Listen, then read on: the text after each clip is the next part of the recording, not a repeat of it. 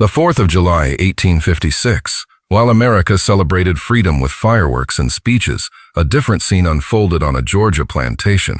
Beneath an ancient oak tree, a man in rags tightened a rope with calloused hands. His name was named Joseph Carter stood in that exact moment of no return. For 12 years he had endured the sadistic cruelty of overseer Marcus Webb, a man so vicious that even other white people whispered about his barbarism. But on one sweltering July afternoon, when Webb made the fatal mistake of threatening the last person on earth that Joseph loved, the blacksmith's massive hands found their way around a length of rope, and an oak tree became a gallows. Welcome back to Buried Truths, where we uncover the stories they buried and give voice to those they silenced. I'm about to take you into the mind of a man who decided that some lines cannot be crossed, some evils cannot be tolerated, and some justice cannot wait for courtrooms or divine intervention. This isn't just about revenge. This is about what happens when a human being refuses to break, when survival becomes secondary to dignity, and when the oppressed finally turn the tables on their oppressor. So ask yourself right now, what would it take to push you past your breaking point? What line would someone have to cross before you stopped being the victim and became the reckoning? Keep that question burning in your soul, because by the end of Joseph Carter's story, you'll understand exactly why some trees bear fruit other than apples. The year 1847 found the Mississippi Delta drowning in cotton and human suffering. But on the sprawling Whitmore plantation, something different was growing. A rage so pure and focused that it would soon bear the deadliest fruit in the county's history. Joseph Carter wasn't just another enslaved man. He was a mountain of muscle and intelligence, whose blacksmith skills made him invaluable, and whose quiet dignity made him dangerous. Standing 6 feet 4 inches tall with arms like tree trunks from years of working iron and fire, Joseph possessed the kind of physical power that made white folks nervous, and the kind of inner strength that made them even more uncomfortable. Born free in Pennsylvania to a blacksmith father who taught him both the trade and the value of human dignity, Joseph had been kidnapped at age 20 during a business trip to Baltimore and sold into the nightmare of Mississippi slavery. But Joseph remembered what freedom felt like, remembered what it meant to be treated as a man rather than property, and that memory festered in his chest like a poisoned wound that never healed. For 12 years, he had bent iron to his will in the plantation forge while watching his fellow human beings be bent and broken by the cruelest overseer in the state, Marcus Webb. Webb wasn't just cruel, he was artistically sadistic. Where other overseers might whip a slave for infractions, Webb would tie them to his favorite oak tree, a massive ancient live oak with branches perfect for his twisted games. He would suspend people by their wrists for hours, letting the Mississippi sun and fire ants do most of the torture while he sat in the shade, sipping whiskey and describing in graphic detail what he planned to do to their families if they didn't scream loud enough for his entertainment. The oak tree had become Webb's signature, his personal torture chamber, his monument to white supremacy. He had carved his initials into the bark alongside notches for each person he had disciplined there. Local enslaved people called it the Devil's Tree, and mothers would use it in warnings to their children. You better behave, or Webb will take you to that oak. Joseph had watched dozens of his friends and fellow slaves suffer under that tree, had heard their screams echo across the plantation while he hammered iron in his forge, each blow of his hammer matching the rhythm of his growing fury. But Webb had been careful never to target Joseph directly. The blacksmith was too valuable, too necessary for the plantation's operation, and honestly, too physically intimidating for Webb to feel completely safe provoking. That delicate balance shattered on July 15, 1856, when Webb made the most fatal miscalculation of his sadistic career. He decided to make an example of Martha, the elderly woman who had become like a mother to Joseph after his own family was torn away from him. Martha was 63 years old, arthritic, barely able to work in the fields anymore, but still possessed of the fierce dignity that had helped her survive 4 decades of bondage. Webb's excuse was pathetic even by his standards. Martha had allegedly been impertinent when he criticized her pace in the cotton fields, but everyone knew the real reason. Webb was drunk, bored, and looking for entertainment. He announced that Martha would spend the next 3 days tied to his oak tree as an example to anyone else who thought age earned them respect. As Webb dragged Martha toward the oak, something fundamental shifted in the cosmic balance of the Whitmore plantation. Joseph dropped his hammer mid-swing and stepped out of his forge for the first time in 12 years without permission. Every enslaved person on the plantation held their breath as the massive blacksmith walked with slow, deliberate steps toward the tree where Webb was already tying Martha's frail wrists to the lowest branch. "Let her go." Joseph's voice carried across the plantation like thunder before a storm. It wasn't a request, wasn't a plea. It was a command issued by a man who had finally decided that some things were worth dying for. Webb turned around with a grin that revealed teeth yellow from tobacco and rotted from evil. Well, look who's finally found his voice. "You got something to say, boy." The word boy hit Joseph like a physical blow. Here was a man barely half his age, with arms like twigs compared to Joseph's oak-thick limbs, calling a skilled craftsman and human being boy, while preparing to torture a grandmother for his amusement. Something inside Joseph's chest cracked open, and 12 years of accumulated rage came pouring out like molten iron from a broken crucible. I said, "Let her go." Joseph took another step forward, and for the first time in his career of terrorizing others, Marcus Webb felt a flutter of genuine fear. "You threatening me, Black? You know what happens to slaves who threaten white men? I'll have you hanging from this tree before sundown, and I'll make that old woman watch before I string her up too." That was the moment Marcus Webb signed his own death warrant. In threatening Martha's life, he had crossed the one line that Joseph Carter would never allow anyone to cross. The blacksmith's massive hands clenched into fists that could crush a man's skull like an eggshell, and his voice dropped to a whisper that was somehow more terrifying than any shout. "No," Joseph said with the finality of a judge passing sentence. "You won't." What happened next occurred so fast that the other enslaved people watching could barely process it. Joseph's hand shot out like a striking snake and grabbed Webb's throat, lifting the overseer clean off his feet with one arm. Webb's eyes bulged as he clawed frantically at Joseph's iron grip, his feet kicking uselessly in the air. But Joseph didn't squeeze. Not yet. Instead, he carried Webb to the base of the oak tree like a farmer carrying a struggling chicken to the chopping block. With his free hand, he untied Martha and helped her to safety, never loosening his grip on Webb's throat. 12 years, Joseph said, his voice carrying the weight of every injustice he had witnessed. 12 years I've watched you torture innocent people under this tree. 12 years I've listened to screams while I worked iron and dreamed of justice. Today, the tree gets to taste different fruit. Webb tried to speak, tried to threaten or bargain or beg, but Joseph's grip was too tight to allow words. The overseer's face was turning purple, his eyes rolling back in his head, when Joseph made a decision that would echo through Mississippi history. He reached up and grabbed the rope that Webb had been using to tie Martha to the tree, the same rope that had bound dozens of innocent victims over the years. With practiced efficiency born from his blacksmithing precision, Joseph fashioned a noose with movements so smooth and confident that it was clear this moment had been rehearsing itself in his mind for years. The other enslaved people watched in stunned silence as Joseph threw the rope over the oak's strongest branch, the same branch that had held so many of their friends and family members in agony. The symbolism was perfect. The tree that had been an instrument of torture was about to become an instrument of justice. Webb's survival instincts finally kicked in as he realized what was happening. He clawed at Joseph's hands, tried to scream for help, even attempted to promise the blacksmith freedom if he would just stop.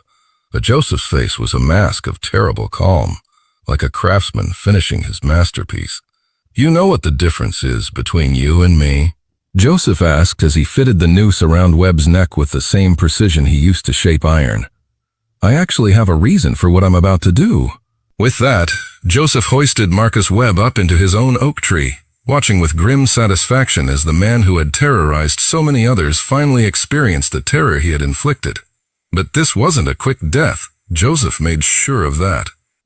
He adjusted the rope so that Webb would hang just high enough to struggle, just low enough to prolong the agony.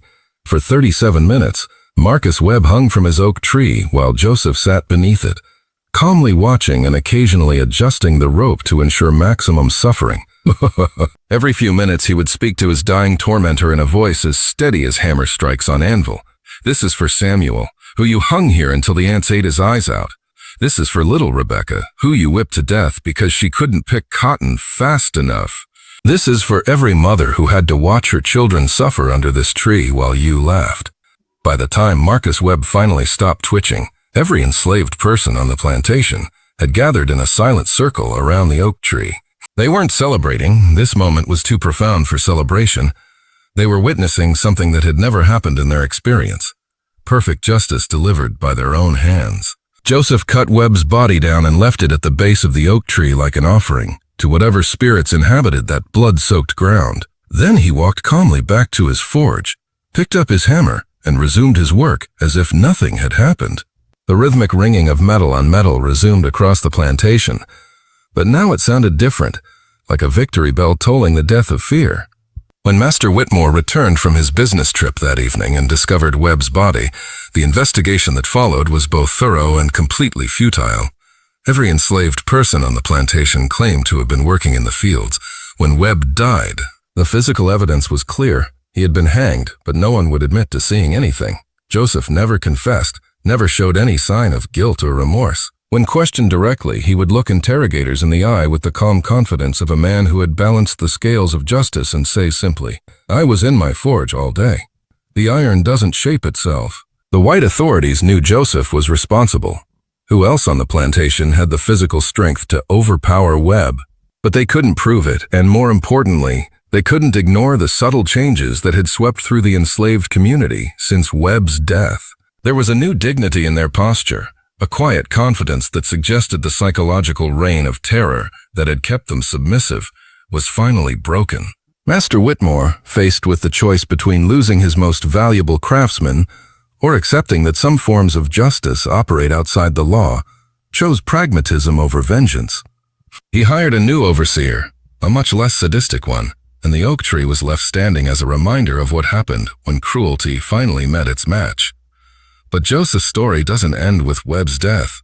It ends with transformation. In the months following the hanging, Joseph became a different kind of leader among the enslaved community. He didn't organize rebellions or plan escapes. Instead, he taught dignity by example. His quiet confidence, his refusal to be broken by years of bondage, his demonstration that even the most feared oppressor was still just a man who could be held accountable. These lessons spread through the plantation like seeds on fertile ground. The oak tree itself became a symbol of reversed power. Where once it had represented white terror and black submission, it now stood as proof that justice, though delayed, was not denied. Enslaved people would walk past it with straighter spines, knowing that the monster who had used it as his torture chamber was now fertilizing its roots. Joseph continued working as the plantation blacksmith until 1863, when Union forces liberated the area during the Civil War. Unlike many newly freed slaves who left immediately to search for lost family members, Joseph stayed long enough to cut down the oak tree that had defined so much of his life. He used his blacksmith tools to section the massive trunk, burning most of it but saving one piece. From that piece of the devil's tree, Joseph crafted something beautiful, a set of iron tools inscribed with the names of every person who had suffered under its branches. These tools became his traveling kit as he journeyed north to Pennsylvania, where he established his own blacksmith shop and spent his remaining years creating things of beauty and utility instead of witnessing instruments of torture. Local legend says that Joseph lived to be 93 years old, dying peacefully in his sleep in 1901, with those iron tools still hanging on his workshop wall. He did something that revealed the true depth of his character. He wrote a letter of forgiveness to Marcus Webb's family, explaining that his action had never been about hatred or revenge, but about protecting the innocent and preserving human dignity. "I did not kill Marcus Webb because I hated him," Joseph wrote in his careful blacksmith's handwriting. "I killed him because someone had to stand up and say that human beings deserve better than to be tortured for entertainment. I killed him because evil that goes unchallenged becomes normalized, and I refused to let that tree stand as a symbol of our powerlessness. I killed him because sometimes the only way to stop a monster is to become something the monster fears more than his own cruelty." The impact of Joseph Carter's actions rippled far beyond the Whitmore plantation. Word of the hanging spread through the underground networks that connected enslaved communities across the South, carried by field hands, house servants, and traveling craftsmen. The story grew with each telling, becoming legend, becoming inspiration. becoming proof that the seemingly powerless could, in the right moment, become powerful indeed. But perhaps the most important legacy of Joseph's oak tree justice was psychological. Not escape, not rebellion, not the intervention of white allies, but direct, personal, successful confrontation with the power structure that oppressed them. The enslaved people who witnessed Webb's hanging never forgot the sight of their tormentor dangling from his own tree of torture. They told their children who told their children, creating an oral tradition that preserved not just the facts of what happened, but the feeling of what it meant to see justice done with their own eyes. Joseph Carter proved that physical strength could be moral strength, that silence could be strategic, and that sometimes the most profound revolutions happen not in the streets with armies and banners, but under a single tree where one man decides that enough is enough is enough. The courage it took for Joseph to make that decision. He knew that killing Webb would likely result in his own death. White society didn't tolerate the murder of white men by black hands, regardless of provocation. But he also knew that watching Martha suffer under that oak tree, while he did nothing, would kill something essential inside him. He chose to preserve his soul even if it meant sacrificing his body. The oak tree that Marcus Webb used as his personal torture chamber became a monument to something he never understood, that human dignity, once fully awakened, is unstoppable. Joseph Carter didn't just hang an overseer that day. He hanged the idea that cruelty could continue forever without consequence, that evil could hide behind authority indefinitely, that the oppressed would always remain silent in the face of injustice. When Joseph fitted that noose around Webb's neck, he was answering a question that every oppressed person throughout history has faced. When do you stop enduring and start resisting? When do you stop being the victim and start being the victim and start being the solution? When do you decide that some lines cannot be crossed, regardless of the consequences? Joseph's answer was clear. When someone threatens the last person you love, when cruelty becomes entertainment, when a tree meant to provide shade and shelter is perverted into an instrument of torture, that's when you act. That's when you take the rope that has bound so many innocents and use it to bind the one who deserves it most. So the next time someone tells you that enslaved people never fought back, that they accepted their condition without resistance, remember Joseph Carter and his oak tree. Remember the blacksmith who turned instruments of torture into instruments of justice, who proved that sometimes the best response to systematic cruelty is systematic revenge. If this story has moved you, if it's shown you the power of one person's refusal to accept injustice, then I need you to do something for me right now. Hit that subscribe button and ring the notification bell, because this is exactly the kind of story that mainstream history wants to forget. But here at Buried Truths, we're committed to digging up these stories and giving voice to those they silenced. Share this video with someone who needs to understand that resistance takes many forms, that justice delayed is not always justice denied, and that sometimes the most powerful revolutions happen under a single tree. Leave a comment telling me what other buried truths you want me to uncover. And remember, the stories they buried are the ones that matter most, because they're the ones with the power to change how we see the world. Joseph Carter's moment of decision lasted only seconds, but its impact echoes through American history. He reminds us that courage isn't the absence of fear, it's acting in spite of fear when something more important than safety is at stake. The oak tree that bore Marcus Webb's body bore witness to a truth that oppressors throughout history have tried to ignore, that every human being has a breaking point, and when that point is reached, the oppressed can become more terrifying than any oppressor. Till next time, keep digging for the truth, because the stories they buried are the ones we need to remember. This is Buried Truths, where we uncover the past to understand the present. The voices they silenced will be heard, and the justice they denied will find its way. Remember Joseph Carter. Remember the oak tree. Remember that sometimes justice grows from the strangest soil, and that the strongest trees can bear the heaviest fruit.